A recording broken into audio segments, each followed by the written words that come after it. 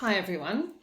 It's been a long time since I have just done a podcast with just myself because I've had guests for about the past 15 episodes.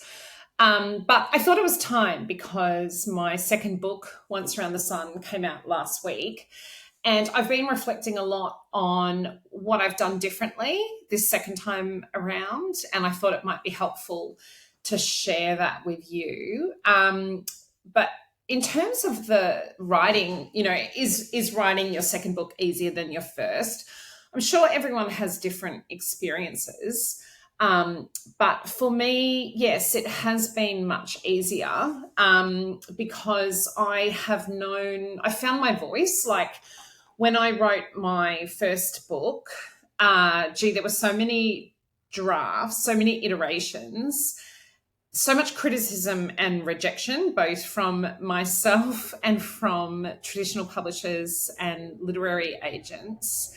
And as soon as I decided that I was self-publishing my book, it kind of forced me to make it the final version because there was no other gatekeeper telling me that it was good enough. And it had to be good enough for me. And of course I had two editors as well. But that kind of, instead of desperately trying to impress and get a yes from agents and publishers, and reading an enormous number of books, kind of how to write books, I decided just to write the way I wrote first-person articles as a journalist or blog posts and things like that. And I kind of relaxed and I really enjoyed it. And the worst piece of writing advice I ever got was that when it comes to dialogue, there should always be some kind of conflict, and that can make for a good opening scene. And so I even tried stuff like that. I had a horrendous opening scene. No wonder I got so many rejections. But I completely changed that, and I'm not like a conflict-driven person myself. And I think it's fine for some dialogue to explain things and the really important conversations that I had with people as well. So I just I just settled down a little bit. I think the first book, naturally, there's going to be quite a bit of angst. You don't know how it's going to be received. You lack confidence, in your writing ability. But, if you choose to write a second book, it's because you enjoy the process of writing, which, I really do. And I do it. I have, an internal motivation to write, which is not financial and it's not external. I do it because I enjoy the process of writing. It's an amazing creative outlet. And I finished this book, Once Around the Sun. It came out and I said to myself, because I write every day, Saturday and Sunday as well, I work on it every day. I said, okay, well, I'll take a couple of weeks off because, there's the marketing and promotion and stuff to do. And it got to about 10 days and I was like, I really just miss writing books. So I've started my third book. I started at the start of the week and I just feel so much better in myself because it's part of my identity. And I do it for 45 minutes at the start of my day. And then it's kind of like exercising. I just have this nice feeling. I go about my day knowing I've done something for myself. And then I do all my client work and stuff. But I've satisfied that creative drive that I have. So my third book is called Kathmandu to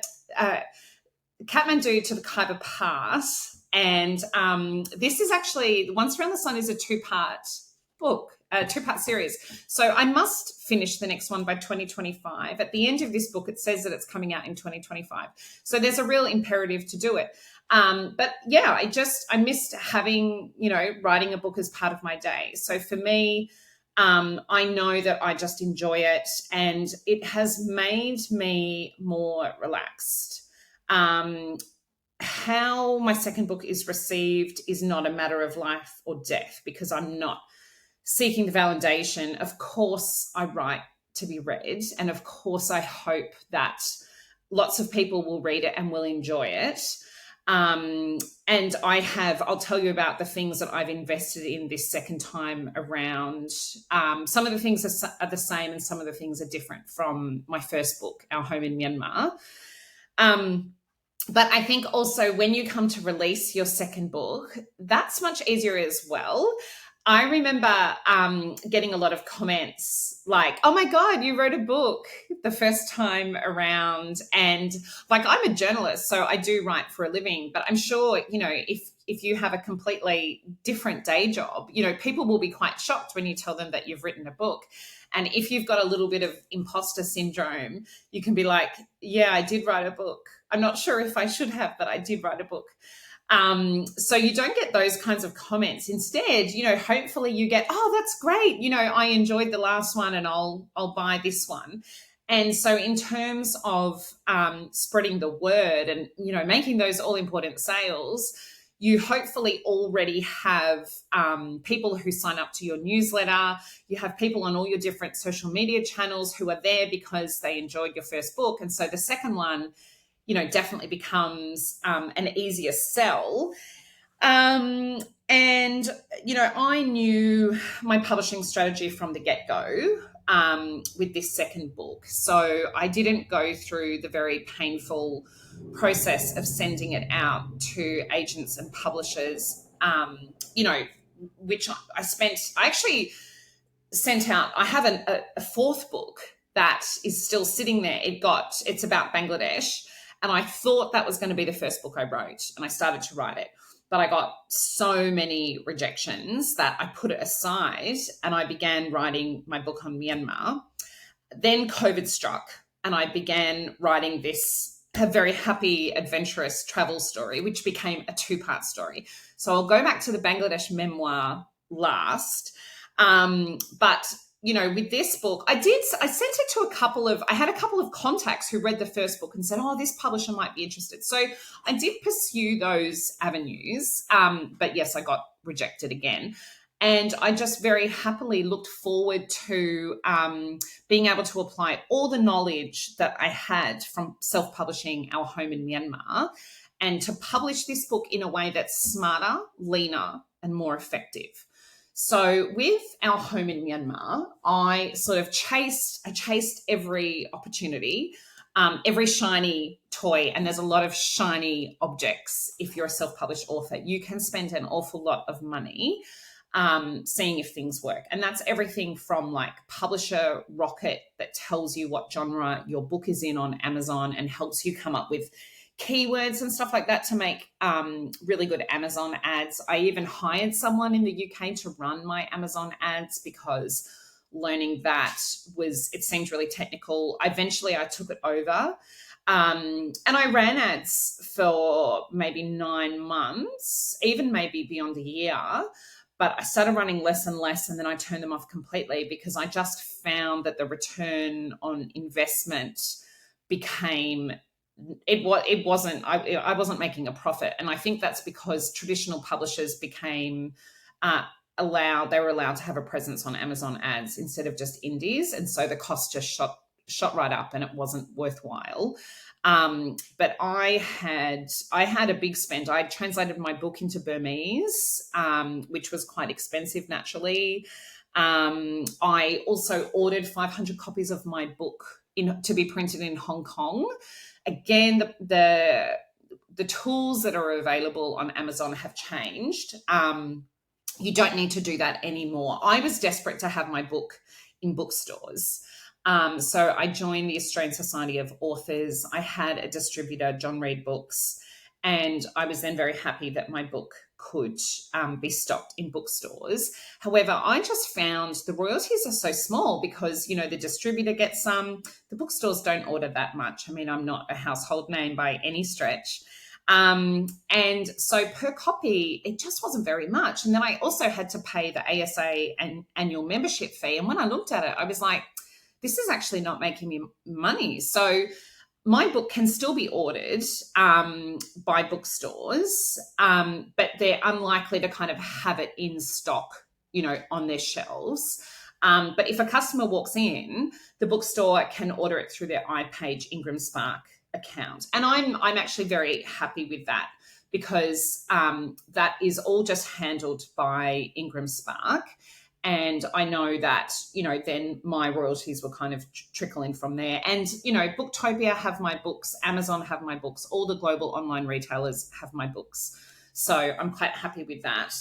I am also, of course, I think there are some things when you launch a book, if you've got the finances to invest in this, I think having a publicist is an excellent idea. For Our Home in Myanmar, I had a publicist in New Zealand because by the time I kind of worked out that I wanted a publicist, my book was just about to come out, and the publicist I contacted in Australia told me that I'd left it too late and they wanted like a 6-month or a 3-month lead time for my book. So this time around, I've hired Nicole Dean Webb and she'll be pushing out my publicity campaign this week in Australia. So, because I'm hoping to talk at, if I can get in at some literary festivals, maybe get some media, that would be really good. But I also know, my book is set in 2006 and it's a backpacking adventure and a memoir, whereas Our Home in Myanmar was actually tied to, news events because there was the coup in Myanmar that just happened by chance. So there was kind of a natural news hook for my book because there was a lot of attention on Myanmar after the terrible events of 2021 that happened just like a month before my book's release. That's not the case with this. So if I get media, it might be more kind of book reviews or, extracts that can run, or perhaps the fact that I've started Hembury Books, which is a kind of disruptive business model as a hybrid publisher. So I help self-published authors publish their own books. So the hybrid model, though, is that I provide those services to them and they pay me a fee. So they have a really stress-free, beautiful-looking book that, they can then hire a publicist like I have and really, take their book to the sky in terms of the media opportunities that they have. And because if you haven't self-published a book before, it is a lot to learn. So maybe there'll be some media interest in that, is that I'm an author and also running this books company. But again, I'm much more chill about that. And I know that it's a long game as well. Not everything has to happen on your launch day. It can be kind of a slow burn, and that, it's really about staying in touch with readers. If they've enjoyed your first book, that they can easily find out that there's a second book. And now I have followers on Amazon and Goodreads and things like that. So they will be alerted to that.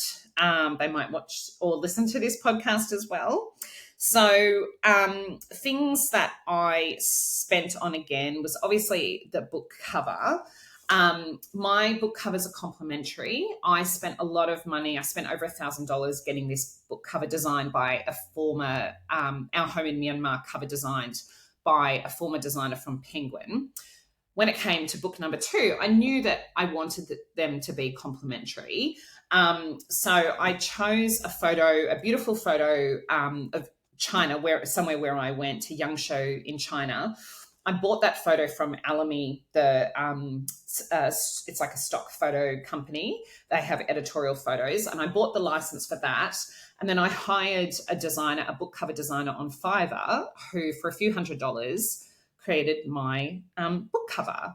And also then now I work with a designer, Shemal, in Bangladesh on all the books for Hembury Books, and I got him to do the back cover. So I did that in a much more economical way. And that was because I was clear about what I wanted.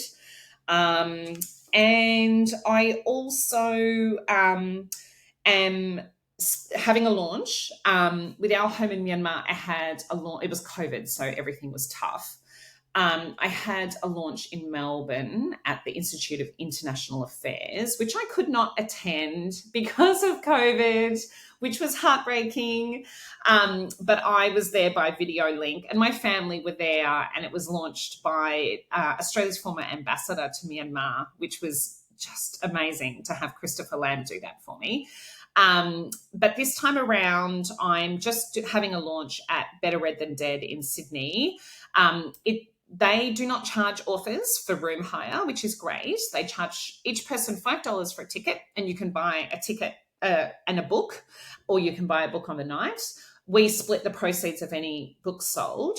And I'm just pushing it out on social media and everything to try and get lots and lots of people to attend. And my family this time happily can come. And I think that if you go to the trouble of writing a book, you should have an in-person launch, because it's a celebration of all that hard work. And it's also an excellent sales opportunity because, if you can get 30, 40, some people get even more to attend, that's fantastic. That's a few $100s in sales. And, just to read a passage from your book and to take questions from the audience, I know it's nerve-wracking. I'm not saying it's not nerve-wracking, but it's a really special memory in retrospect. It's really enjoyable in retrospect. So I've had to buy copies, of course, to bring on the night. I've ordered my copies from Ingram Spark and from Amazon, and they're about $8.50 a unit. And then the bookstore takes, I can't remember exactly, but it's around 50% of that. And then I keep the rest. I'm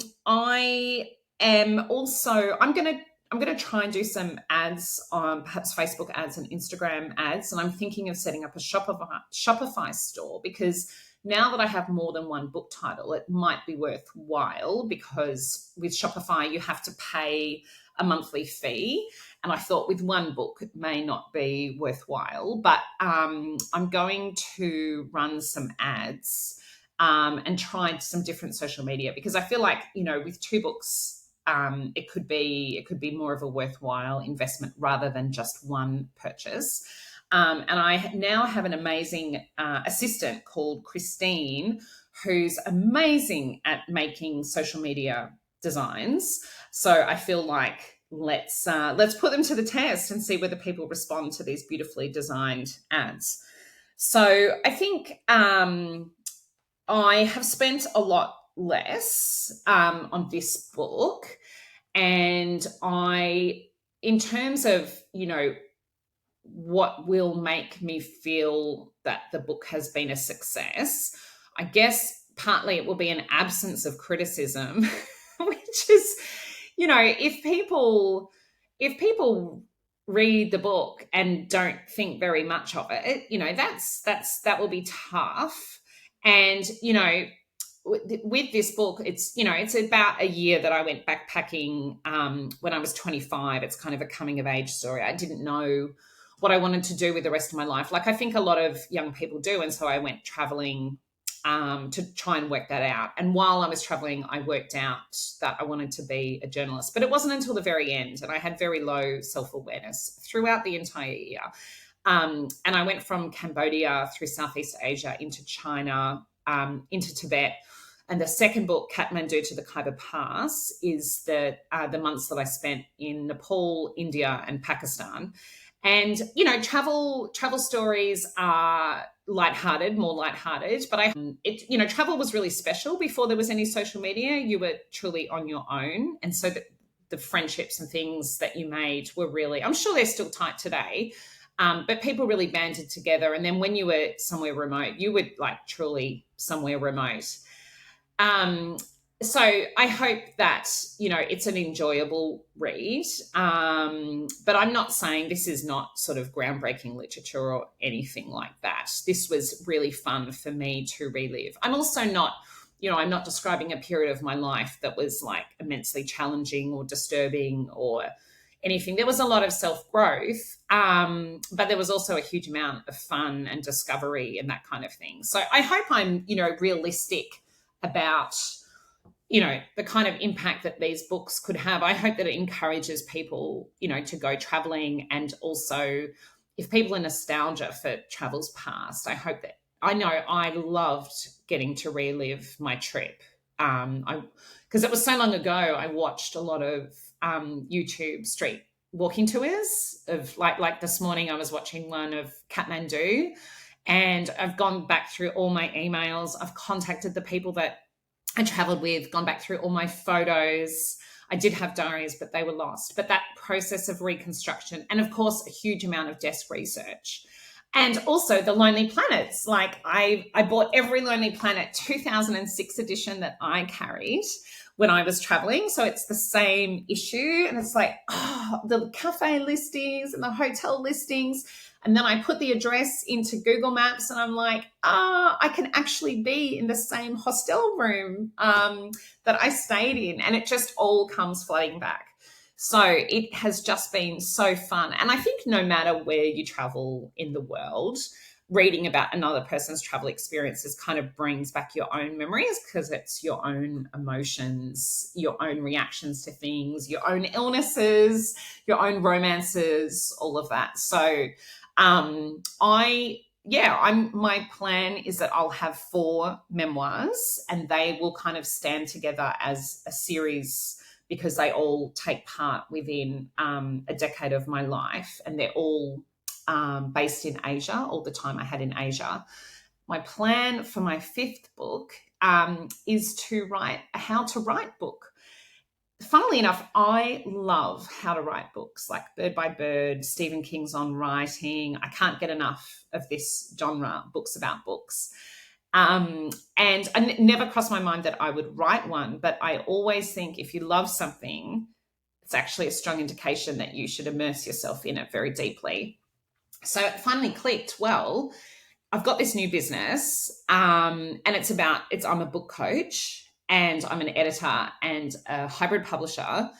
So why don't I write a book about that journey? You know, from the idea, the conception of the idea through to the editing, through to the publishing. Not too much on the publishing though, because things change so much.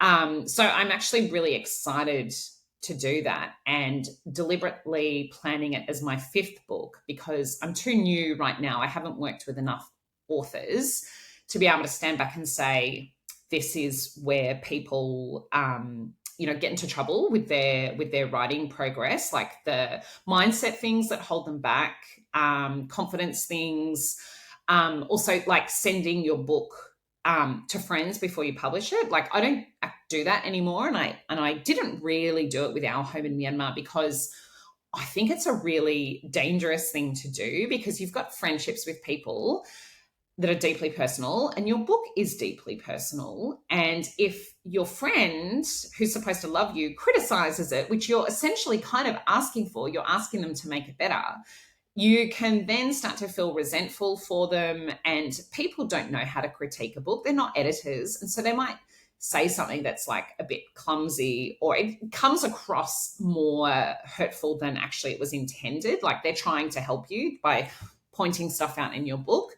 But it can really zap your confidence. It can erode the friendship. So now I don't send my book to anyone. The only people who see my book before it's finished is the editor. And you might think that's arrogant, but I have found my voice.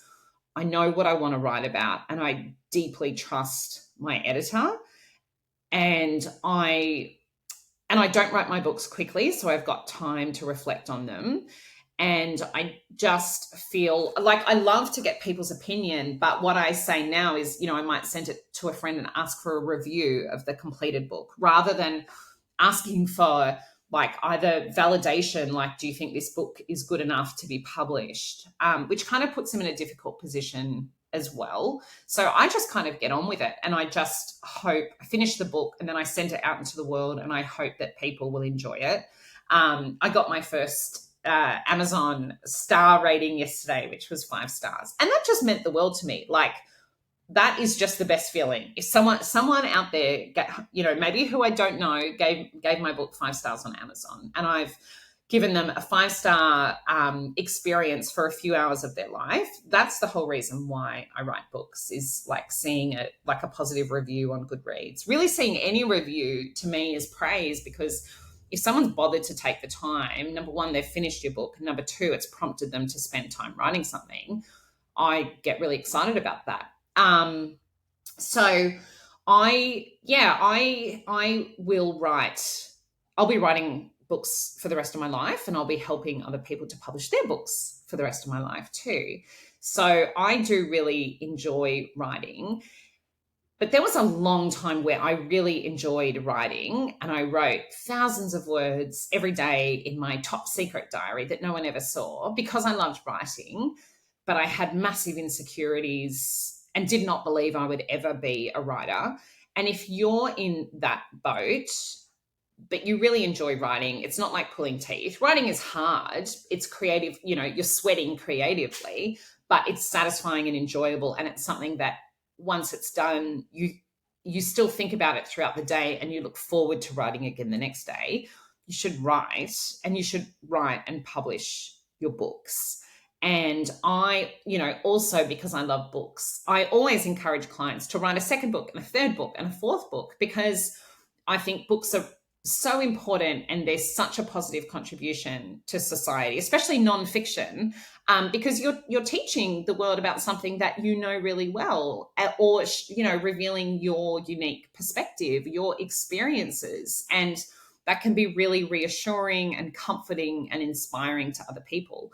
So if this episode, what I've been trying to get across is that once you get past the fears, the insecurities, the lack of confidence, and you move into the more sort of setting up a lovely routine, which is I turn up to my desk every day and I write.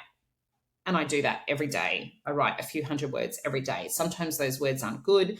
And the inner critic never goes away, like never, ever. And I think the inner critic is a good thing, because you don't want to become a writer that's really full of themselves and thinks like the sun shines out of your butt. You want to be, unsure that, you do it for yourself and you hope other people like it, but you don't think it's like a shoo-in that people are going to love it, because I think then your writing is not as good for it. So, but if you can find that kind of satisfaction that's internal, that, you are going to keep writing books, or you're going to write this book, you're going to get this story off your chest, and know that in yourself, and you can self-publish your book. So no one's going to tell you no. No one has the power not to have your book in the world, which for me was a lot of the heartbreak. And for me, it was, I'm not a good enough writer, which is why publishers are turning me down, which is why I'm never actually going to be an author. And then when I was like, well, I'm going to self-publish, of course, I had a lot of self-doubts because no one had told me my book was good enough. Actually, people had told me my book was not good enough for them. But then when you cross to the other side and you have readers who tell you that your book was, not just good enough, they really liked your book, that's amazing. And that's when, you can kind of become an author for life. So all up, yes, writing my second book was so much easier than writing my first. And I think my third book is just it's going to fly out of me. It's going to be, I've set myself a shorter deadline. And I think because all the chapters are mapped out, because originally it was just one book and then it just got longer and longer and longer. And again, probably, I'm breaking convention a little bit to have a 2-part memoir. I know that Clive James did it. But a traditional publisher would have been like, that trip was a year long. Like, it's one book. Of course it's one book. And I asked my editor and she was like, oh no, it's got to be one book. But then I kept writing and writing and writing at the pace that I wanted, with the level of detail that I wanted. And I do go into a lot of detail. And I just went, instead of stressing about this is going to be a book that's 130,000 words long, I just went, I'm going to split my book. I'm self-published. I can do that. I'm going to split my book. Geographically, I go Southeast Asia and China is one book. And then as I cross into South Asia, it's the second book. So I'm like, it kind of makes sense geographically. Also helped that there was a romance, brewing that begins at that geographic point as well. Also helps that I got to Mount Everest Base Camp and then the book ends. So, having the freedom, the creative freedom to do that has been a really big thing for me. And my belief is that you can produce a self-published book that is excellent quality and is indistinguishable from a traditionally published book. So now that the technology enables this creative freedom at the right price as well, it can absolutely be a great return for the money that you put in. That's because that's the thing now. My kind of litmus test is I will invest in that if I believe that it will generate a good financial return. Not for sure, but, I have to think that there's a likelihood of that. And if I know that something will not, then I don't pursue it. And in that case, it was Amazon ads until the algorithms change and the cost per click changes. I know I could sell my books if I had Amazon ads. I'm just not willing to do that. So I'm gonna try, maybe some TikTok ads or Facebook ads, and target groups and things like that. So anyhow, I hope it's been enjoyable. I hope that if you're struggling with your book, or even that, should I be doing this thing? Should I be writing this book? I hope that, you follow it through and you complete it, and you will look back on that with huge satisfaction, that you have told your story. And it is a really brave thing to do. It's not an easy thing to do. Before my launch, I was like, I'm not sure if this warranted a book. But it's all part of the amazing journey that being an author brings. Okay, bye.